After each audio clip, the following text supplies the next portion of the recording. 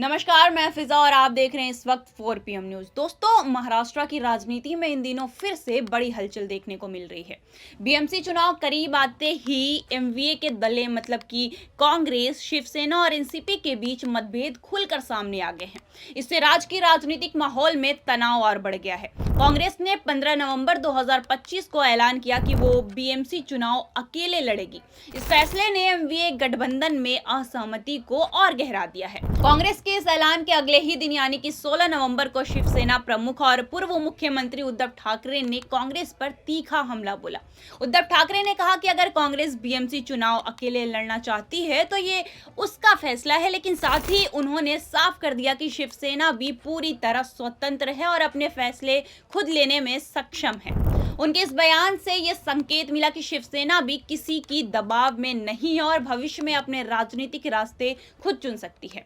यही नहीं, ठाकरे ने राज्य की राजनीति से आगे बढ़कर राष्ट्रीय राजनीति पर भी सवाल उठाए। उन्होंने हाल ही में हुए बिहार विधानसभा चुनाव में एनडीए को मिली बड़ी जीत पर संदेश जताया है। उनका कहना था कि चुनाव परिणामों में कई बातें स्पष्ट नहीं है। उन्होंने चुनाव आयोग यानी कि ईसीआई पर भी पारदर्शिता की कमी का आरोप लगाया है, जिससे लोकतांत्रिक प्रक्रिया पर भरोसे को लेकर बहस शुरू हो गई है।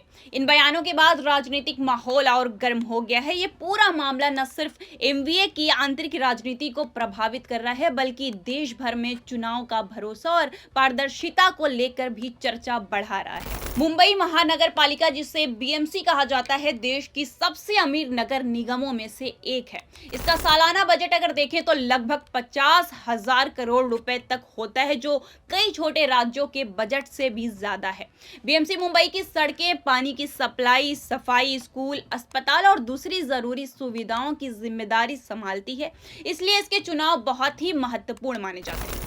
आपको बता दें कि बीएमसी का आखिरी चुनाव 2017 में हुआ था, जिसमें उस समय की अविभाजित शिवसेना ने 84 सीटें जीतकर पहला स्थान हासिल किया था, जबकि भाजपा 82 सीटों पर रही। कांग्रेस को 31 सीटें मिली और एनसीपी को 9 और मनसे को 7 सीटें मिली थी। लेकिन 2019 के बाद महाराष्ट्र की राजनीति बदल गई। शिवसेना दो हिस्सों में बट गई, एक गुट उद्धव ठाकरे का और दूसरा एकनाथ शिंदे का। वही बात 2022 में शिंदे गुट ने भाजपा के साथ सरकार बना ली और ठाकरे गुट विपक्ष में चला गया। इसी दौरान बीएमसी चुनाव ओबीसी आरक्षण और वार्डों की संख्या को लेकर कानूनी विवाद में फंस गए, जिसके बाद सुप्रीम कोर्ट ने बीएमसी पे प्रशासक नियुक्त कर दिया और इस वजह से चुनाव लगातार टलते रहे। अभी संकेत मिल रहे हैं कि बीएमसी चुनाव जनवरी 2026 में हो सकते हैं। पहले 227 वार्ड थे, लेकिन ओबीसी आरक्षण जोड़ने के बाद ये संख्या बढ़कर करीब 236 हो सकती है।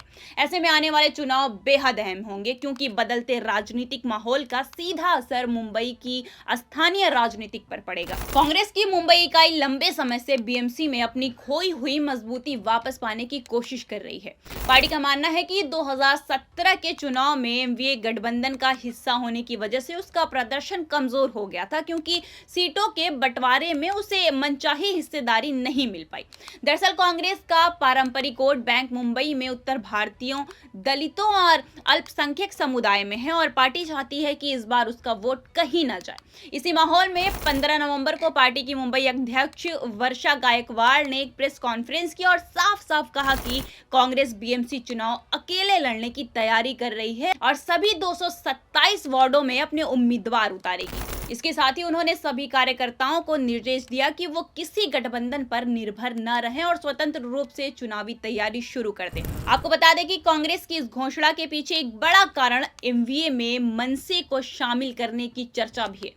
बता दें कि हाल ही में उद्धव ठाकरे और उनके चचेरे भाई राज ठाकरे के बीच संबंध सुधारने की कोशिशें हो रही है, जिससे मनसे के एमवीए में आने की संभावना बढ़ गई है। लेकिन कांग्रेस के कई नेता, खासकर मुंबई इकाई के कार्यकर्ता, मनसे का कड़ा विरोध कर रहे हैं। उनका कहना है कि मनसे एक हिंदुत्ववादी छवि वाली पार्टी है और अगर वो गठबंधन में आई तो कांग्रेस का पारंपरिक वोट बैंक, खासकर अल्पसंख्यक और उत्तर भारतीय मतदाता, दूर हो सकता है। कांग्रेस को डर है कि इससे उसके वोट बढ़ सकते हैं और इससे उसका नुकसान होगा। इसके अलावा भले ही एमवीए ने 2024 लोकसभा चुनाव में महाराष्ट्र में अच्छा प्रदर्शन किया हो और कुल 30 सीटें जीती हो, लेकिन स्थानीय चुनाव में हमेशा सीटों को लेकर विवाद होते रहे हैं। बीएमसी जैसे बड़े चुनाव में सीट बंटवारा कांग्रेस और शिवसेना के बीच पहले भी तनाव का कारण रहा है। इस बार कांग्रेस ये जोखिम नहीं लेना चाहती, इसलिए वो अकेले चुनाव लड़ने पर संगठन और वोट बैंक को मजबूत करने की कोशिश कर रही है। कुल मिलाकर कांग्रेस का ये फैसला सिर्फ राजनीतिक रणनीति नहीं, बल्कि अपने पारंपरिक वोटों को बचाने और बीएमसी में फिर से मजबूत उपस्थिति दर्ज करने का प्रयास भी है। अब इस पूरे बयानों और मामलों के बाद उद्धव ठाकरे ने 16 नवंबर को मुंबई के शिवाजी पार्क में एक कार्यक्रम के बाद पहली बार कांग्रेस की घोषणा पर अपनी प्रक्रिया दी है। पत्रकारों से बात करते हुए उन्होंने कहा कि कांग्रेस एक स्वतंत्र पार्टी है और मेरी पार्टी भी स्वतंत्र है। कांग्रेस अपने फैसले खुद लेने के लिए स्वतंत्र है और हम भी अपने फैसले खुद ले सकते हैं। ये बात सुनने में तो सरल और शांति से कही गई लगती है, लेकिन अंदर छिपा संदेश साफ साफ दिख रहा था कि शायद शिवसेना भी बीएमसी चुनाव अकेले लड़ सकती है या फिर मनसे के साथ समझौता कर सकती है। उद्धव ठाकरे का ये रुख ऐसे समय में आया जब उनकी और राज ठाकरे की नजदीकियां बढ़ रही है। दोनों ने पिछले कुछ समय में कई मुद्दों पर एक साथ बयान दिए, जैसे मुंबई की ट्रैफिक समस्या और हिंदुत्व से जुड़े विषय। इससे ये अटकलें तेज हो गई है कि आने वाले बीएमसी चुनाव में शिवसेना और मनसे किसी तरह का गठबंधन कर सकते हैं। दूसरी तरफ कांग्रेस के प्रदेश अध्यक्ष नाना पटोले ने कहा कि राज्य स्तर पर एमवीए गठबंधन बना है, लेकिन उन्होंने ये भी माना कि मुंबई यूनिट अपनी रणनीति खुद तय कर सकती है। इसका मतलब ये कि कांग्रेस राज्य में एमवीए बनाए रखना चाहती है, लेकिन बीएमसी चुनाव में अगर पार्टियां अपने अपने फैसले ले तो ये भी मानना होगा। उद्धव ठाकरे ने बीएमसी चुनाव के साथ बिहार चुनाव पर भी काफी विस्तार से बात कही। बिहार चुनाव के नतीजों पर बोलते हुए ठाकरे ने कहा कि ये लोकतंत्र का नया गणित है। उन्होंने सवाल उठाया कि तेजस्वी यादव और विपक्ष की रैलियों में इतनी बड़ी भीड़ दिखती है, लेकिन वोटों में वो भीड़ क्यों नहीं दिखाई देती। उन्होंने ये भी तंज किया कि क्या ये भीड़ असली थी या फिर आर्टिफिशियल इंटेलिजेंस के जरिए दिखाई गई थी। इसके बाद ठाकरे ने चुनाव आयोग पर भी गंभीर सवाल उठाए। उन्होंने कहा कि विपक्ष ने मतदाता सूची में गड़बड़ियां पकड़ी थी। कथित तौर पर करीब 65 लाख डुप्लीकेट या मृत वोटरों के नाम हटाए गए थे, लेकिन जब विपक्ष ने इस पर बात करने की कोशिश की तो चुनाव आयोग तैयार नहीं हुआ।